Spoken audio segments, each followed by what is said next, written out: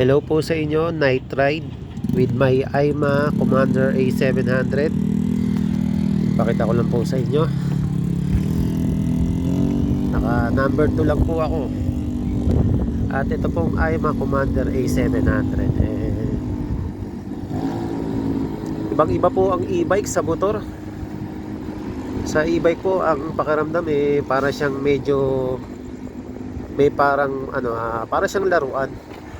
Tahimik. Tapos ang nakakapanibago lang sa e-bike kung nasanay ka sa motor is yung kanyang torque.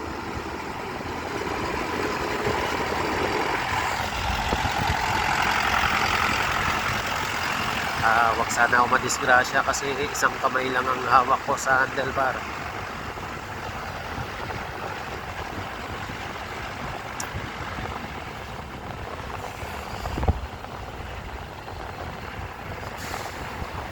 Ang sarap din po magkaroon ng e-bike.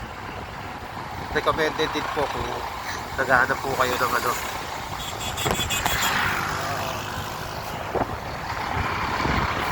sorry, meron kasing tatawid na sasakyan. Yan po, balik tayo. Okay naman po magkaroon ng e-bike kahit hindi itong model na to. Basta bumili lang po kayo ng maayos na e-bike para maging maganda rin po yung inyong experience. Kasi kung bibili din po kayo ng masyadong mura, baka maging sakit sa ulo nyo lang kasi dahil baka hindi tumagal yung mga pyesa, masira agad, o kaya naman malapit lang yung mapupuntahan. Ang mangyayari nyo, lagi rin kayo magcha-charge. Hindi po kagaya na itong aking e-bike, mahigit 1 linggo na po. Mahigit 1 linggo na po, hindi pa rin po ako nagcha-charge. Galing po ako ng Pasig, tapos ito, uuwi ako ng Taguig. Actually, andito na po ako sa Taguig. Naisipan ko lang gawa ng video kasi wala naman masyadong sasakyan dito. Hindi ko mapakita sa inyo yung top speed. Ang hirap, isang kamay lang, baka madisgrasya po ako.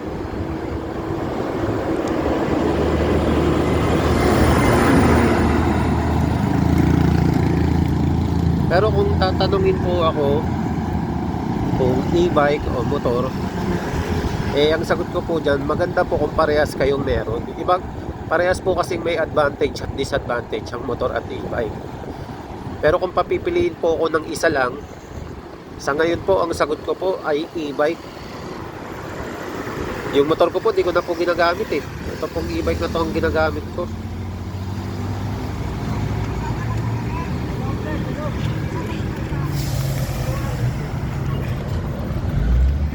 Itong e-bike ko po ang ginagamit ko.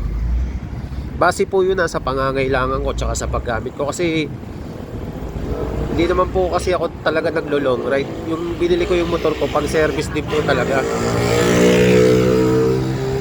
Dito po kasi sa e-bike, malaki po yung natitipid ko. Hindi ko po nararamdaman na gumagastos po ako. Kasi nag-o-online po ako Katulad po ngayon, pumunta ako sa Pasig para i-deliver po yung order sa akin.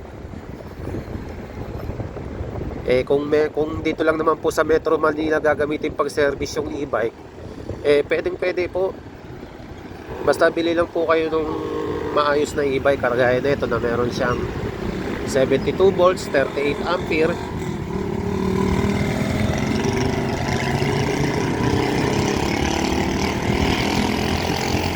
Tsaka po sa e-bike wala ka kasi masyadong iisipin na yung mga lisensya. Although may lisensya po ako, tapos yung rehistro di mo na rin iisipin. Tsaka kung mapunta ka sa lugar na hindi mo kabisado, hindi ka masyadong natatakot kasi syempre wala naman tong huli in case na magkamali ka lang. Pero wag mong gagawing ugali na sumuway sa batas. Kagaya ko, kahit hindi naman inuhuli yung e-bike na walang helmet, naka-helmet po ako. Kumbaga e-bike man o kahit anong sasakyan ang gagamitin mo, maganda po na sumusunod sa batas trapiko.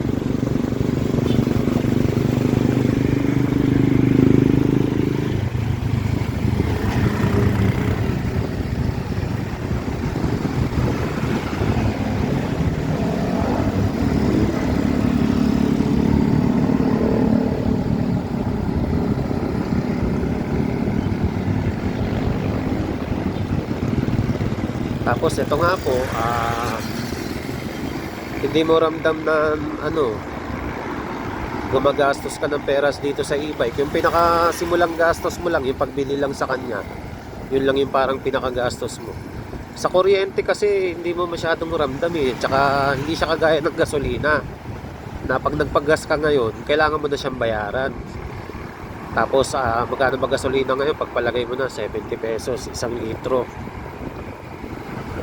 Tapos ang maitatakbo doon ay mga 45 kilometers. Samantalang ito, yung full charge niya, mahigit 100 kilometro yung mararating.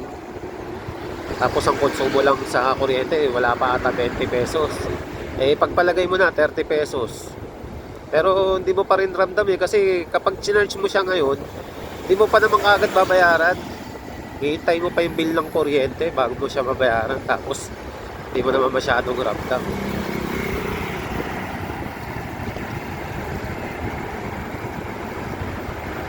Sige po, liliko na ako, baka madisgrasya po ako.